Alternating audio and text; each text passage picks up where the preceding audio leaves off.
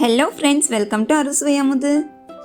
நாம் இன்னைக்கு குட்டீஸ்க்கெல்லாம் ரொம்பவும் பிடிச்ச உருளைக்கிழங்கு வச்சுக்கிட்டு nuggets and potato cheese cutlet அல்லது பொட்டேட்டோ சீஸ் பால்ஸ் எப்படி செய்யலாங்கிறத இந்த வீடியோவில் பார்க்க போகிறோம். இது வரைக்கும் நம்ம சேனல் சப்ஸ்கிரைப் பண்ணாமல் இருந்தீங்கன்னா சப்ஸ்கிரைப் பண்ணிக்கோங்க. மறக்காம நோட்டிஃபிகேஷன் ஐக்கான் கிளிக் பண்ணிக்கோங்க. ஃபர்ஸ்ட் நம்ம பொட்டேட்டோ நக்கெட்ஸ் எப்படி செஞ்சிடலாங்கிறத பார்ப்போம். அதுக்கு பெரிய சைஸ் உருளைக்கிழங்கு 3லிருந்து 4 தேவைக்கேற்ப எடுத்துக்கோங்க. ஃபர்ஸ்ட் நல்லா தோல் சீவிக்கோங்க. தோல் நல்லா சீவினதுக்கு அப்புறமா உருளைக்கிழங்கு குட்டி குட்டியாக கட் பண்ணிக்கிறோம். அப்போ தான் வேகிறதுக்கு ஈஸியாக இருக்கும். இதை நீங்கள் 2ஆக கூட கட் பண்ணி அப்படியே வேக வைக்கலாம். இந்த மாதிரி நம்ம குட்டி குட்டியாக கட் பண்ணுறதுனால வேகிறதுக்கும் ஈஸியாக இருக்கும். அடுத்ததாக நம்ம ஸ்மாஷ் பண்ணுறதுக்கும் ரொம்பவும் கம்ஃபர்டபுளாக இருக்கும்.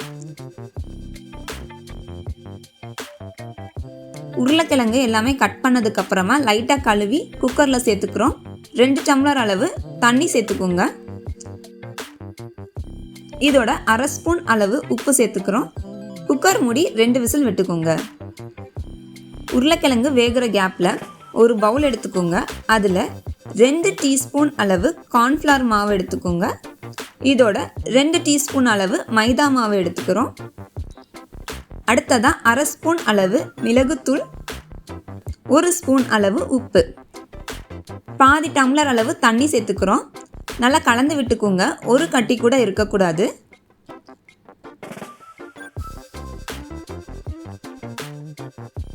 சப்போஸ் உங்களுக்கு காரமாக வேணும்னு நினச்சிங்கன்னா இதில் 1/2 ஸ்பூன் அளவு சில்லி ஃப்ளேக்ஸ் சேர்த்துக்கலாம். இது ரொம்ப திக் கன்சிஸ்டன்சியில் இருக்கக்கூடாது. கொஞ்சம் தண்ணியாக இருக்கிற மாதிரி பார்த்துக்கோங்க.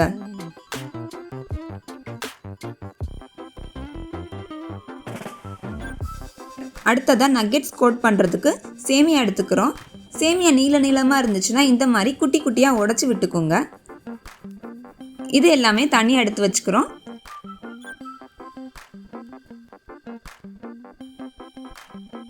இப்போ பார்த்தீங்கன்னா உருளைக்கிழங்கு கம்ப்ளீட்டாக வெந்திருக்கு. இதை நம்ம வடிகட்டி எடுத்துக்கிறோம். உருளைக்கிழங்கு நல்லா சூடாக இருக்கிறப்பவே பொட்டேட்டோ ஸ்மாஷர் வச்சுட்டு நல்லா ஸ்மாஷ் பண்ணி எடுத்துக்கிறோம். சப்போஸ் உங்கள்கிட்ட பொட்டேட்டோ ஸ்மாஷர் இல்லைன்னா கொஞ்சம் ஆற விட்டுருங்க. ஆறினதுக்கு அப்புறமா கையில் நல்லா ஸ்மாஷ் பண்ணி எடுத்துக்கோங்க. நாம் எவ்வளோ கம்ப்ளீட்டாக ஸ்மாஷ் பண்ணுறோமோ அவ்வளோ டேஸ்டியாக இருக்கும் ஃப்ரெண்ட்ஸ். இப்போ பார்த்தீங்கன்னா உருளைக்கிழங்கு நல்லா மசிச்சு எடுத்துட்டோம். இப்போ இதில் நம்ம மசாலாஸ் எல்லாம் சேர்த்துக்கிட்டே வந்துடுவோம். 1/2 டீஸ்பூன் அளவு oregan எடுத்துக்கிறோம். சப்போஸ் oregan இல்லைன்னா மிக்ஸ்டு ஹர்ப்ஸ் கூட எடுத்துக்கோங்க. அடுத்ததாக 1/2 ஸ்பூன் அளவு சில்லி ஃப்ளேக்ஸ். உங்களுக்கு காரமாக வேணும்னா 1 ஸ்பூன் அளவு சேர்த்துக்கலாம். இதோட 1/2 ஸ்பூன் அளவு மிளகுத்தூள். இதோட 2 டேபிள் ஸ்பூன் அளவு கார்ன்ஃப்ளவர் மாவு எடுத்துக்கிறோம். அடுத்ததாக தேவையான அளவு உப்பு. நான் 1 ஸ்பூன் அளவு சேர்த்துருக்கேன். உருளைக்கிழங்கு வேக வைக்கிறப்ப ஆல்ரெடி நம்ம கொஞ்சமாக உப்பு சேர்த்துருக்கோம். அடுத்ததாக மொசரெல்லா சீஸ் இந்த அளவு கியூப் எடுத்துக்கோங்க. நல்லா துருவி சேர்த்துக்கோங்க. உருளைக்கிழங்கு நம்ம தண்ணியில் வேக வச்சுருக்கிறதுனால கொஞ்சம் ஈரப்பதத்தில் தான் இருக்கும். இது எல்லாமே நம்ம மாவு பதத்துக்கு பிசைஞ்சு வச்சுக்கிறோம். சப்போஸ் இந்த உருளைக்கிழங்கு மிக்ஸ் கொஞ்சம் ஈரப்பதத்தில் இருந்துச்சுன்னா எக்ஸ்ட்ராவாக 1 ஸ்பூன் அளவு கார்ன்ஃப்ளவர் மாவு சேர்த்துக்கோங்க. இந்த மாதிரி நல்ல மாவு கன்சிஸ்டன்சிக்கு கொண்டு வந்துருங்க. இதோட ஃப்ரெஷ்ஷாக நாம் குட்டி குட்டியாக கட் பண்ணி வச்சுருக்கிற கொத்தமல்லி இலைகளையும் சேர்த்துக்கிறோம். நல்லா கலந்து விட்டுக்கோங்க. எங்கேயாவது உருளைக்கிழங்கு மசியாமல் இருந்துச்சுன்னா தனியாக எடுத்துருங்க. இந்த மாதிரி சப்பாத்தி மாவு கன்சிஸ்டன்சிக்கு பிசைஞ்சு வச்சுக்கிறோம். இப்போ இந்த மாவை நம்ம 2ஆக பிரித்து வச்சுக்க போகிறோம். ஒரு பாதி நக்கெட்ஸ் செய்ய போகிறோம், இன்னொரு பாதி சீஸ் பால் செய்ய போகிறோம்.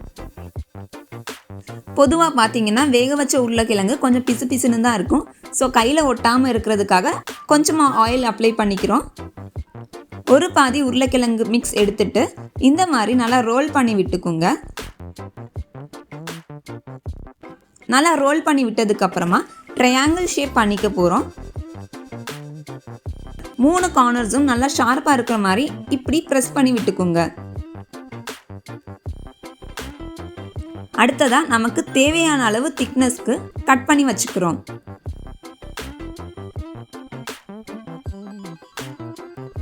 பாருங்க, ட்ரையாங்கிள் ஷேப்பில் சூப்பராக ரெடியாக இருக்குது. இந்த நக்கெட்ஸை நம்ம ஃப்ரை பண்ணுறதுக்கு முன்னாடி நம்ம ஆல்ரெடி ரெடி பண்ணி வச்சுருக்கிற கார்ன்ஃப்ளவர் மிக்ஸில் ஒரு வாட்டி டிப் பண்ணிக்கோங்க. நல்லா கிறிஸ்பியாக வர்றதுக்காக இதுக்கு மேலே கொஞ்சமாக சேமியா கோட் பண்ணி வச்சுக்கிறோம். இதே மாதிரி எல்லா உருளைக்கிழங்கையும் நாம் ரெடி பண்ணி வச்சுக்கிறோம். அடுத்ததாக தேவையான அளவு எண்ணெய் எடுத்துக்கோங்க. எண்ணெய் நல்லா சூடானதுக்கப்புறமா நாம் ரெடி பண்ணி வச்சுருக்கிற உருளைக்கிழங்கு நக்கெட்ஸ் இதில் ஒவ்வொன்றா சேர்த்துக்கிட்டே வந்துடுவோம். எண்ணெய் நல்லா சூடாக இருக்கிற மாதிரி பார்த்துக்கோங்க. எண்ணெய் சூடானதுக்கப்புறமா உடனே லோ ஃப்ளேம் பண்ணிடுங்க, ஏன்னா டக்குன்னு கருகிறதுக்கான சான்சஸ் நிறையா இருக்குது. லோ ஃப்ளேமில் வச்சு சமைச்சாதான் அது வேகிறதுக்கு கரெக்டாக இருக்கும். இல்லைன்னா வெளியே கோல்டன் ப்ரௌன் ஷேடாக இருக்கிற மாதிரி இருக்கும், உள்ளே வெந்திருக்காது. ஒன் சைட் வெந்ததுக்கு அப்புறமா திருப்பி போட்டுக்கிறோம். இதை நம்ம சேமியாவில் கோட் பண்ணியிருக்கிறதுனால நிறைய ஆயில் அப்சர்வ் ஆகாது அண்ட் ரொம்பவும் கிறிஸ்பியாக இருக்கும். ரெண்டு சைடும் நல்லா கோல்டன் ப்ரௌன் ஷேடுக்கு வந்ததுக்கு அப்புறமா தனியாக எடுத்து வச்சுக்கோங்க. இந்த பொட்டேட்டோ நக்கெட்ஸ் நம்ம டொமேட்டோ சாஸ் இல்லைனா மயோனீஸோட சேர்த்து சாப்பிட்டோம்னா சூப்பராக இருக்கும் ஃப்ரெண்ட்ஸ். ஈவினிங்க்கு ஒரு சூப்பரான ஸ்நாக்ஸ் ரெடி ஆயிடுச்சு. பார்க்கவே சூப்பராக இருக்குல்ல? நீங்களும் டேஸ்ட் பண்ணி பாருங்கள், அவ்வளோ அருமையாக இருக்கும். குட்டீஸ் எல்லாமே டக்குன்னு காலியாக்கிடுவாங்க. அடுத்ததாக பொட்டேட்டோ சீஸ் கட்லெட் எப்படி செய்யலாங்கிறத பார்ப்போம். மீதி இருக்கிற பொட்டேட்டோ மிக்ஸில் எப்படி செய்யலாங்கிறத சொல்கிறேன் ஃப்ரெண்ட்ஸ். சப்பாத்தி மாவுக்கு எடுக்கிற மாதிரி ஒரு உருண்டை எடுத்துக்கோங்க.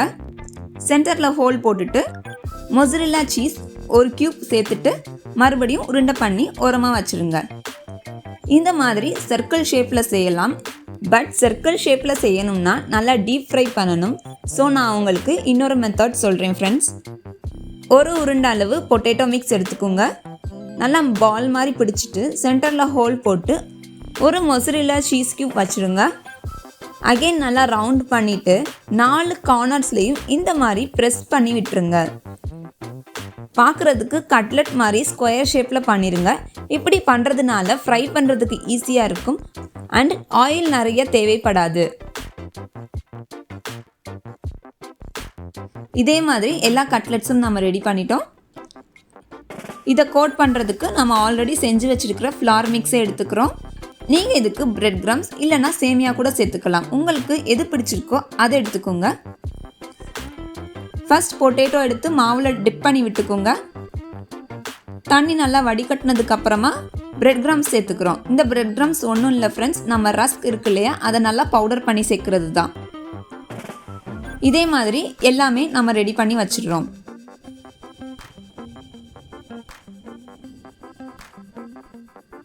அடுத்ததாக நாம் இதை ஃப்ரை பண்ணுறதுக்கு தேவையான அளவு எண்ணெய் எடுத்துக்கிறோம். எண்ணெய் நல்லா சூடானதுக்கு அப்புறமா லோ ஃப்ளேம் பண்ணிடுங்க. லோ ஃப்ளேம் பண்ணிவிட்டு இந்த பொட்டேட்டோ சீஸ் கட்லெட் ஒவ்வொன்றா சேர்த்துக்கிட்டே வந்துடுறோம்.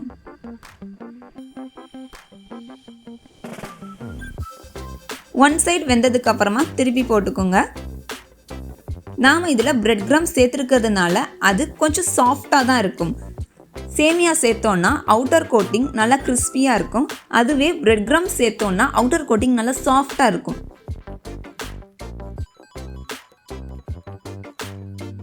ரெண்டு சைடும் வெந்ததுக்கு அப்புறமா இந்த மாதிரி கோல்டன் ப்ரௌன் ஷேடுக்கு வந்துருச்சுன்னா நம்ம தனியாக எடுத்து வச்சுக்கிறோம். இந்த பொட்டேட்டோ சீஸ் கட்லெட்டோட மயோனீஸ் தான் ஃப்ரெண்ட்ஸ் சூப்பரான காம்பினேஷனாக இருக்கும். இதை நான் ஒன்று ஓப்பன் பண்ணி காமிக்கிறேன் பாருங்கள். ரொம்பவும் சீஸியாக சூப்பராக வந்திருக்குல்ல? இது அப்படியே சுட சுட சாப்பிட்டோம்னா அவ்வளவு சூப்பராக இருக்கும் ஃப்ரெண்ட்ஸ். நீங்களும் இந்த 2 ரெசிபீஸும் ட்ரை பண்ணி பாருங்கள். கண்டிப்பாக உங்கள் வீட்டு குட்டீஸ்க்கு பிடிக்கும். இந்த ரெசிபி உங்களுக்கு பிடிச்சிருந்தா லைக் பண்ணுங்கள், ஷேர் பண்ணுங்கள். மறக்காமல் அறுசுவை அமுதுக்கு சப்ஸ்கிரைப் பண்ணுங்கள். Thank you friends. Thank you, my dear friends. Bye.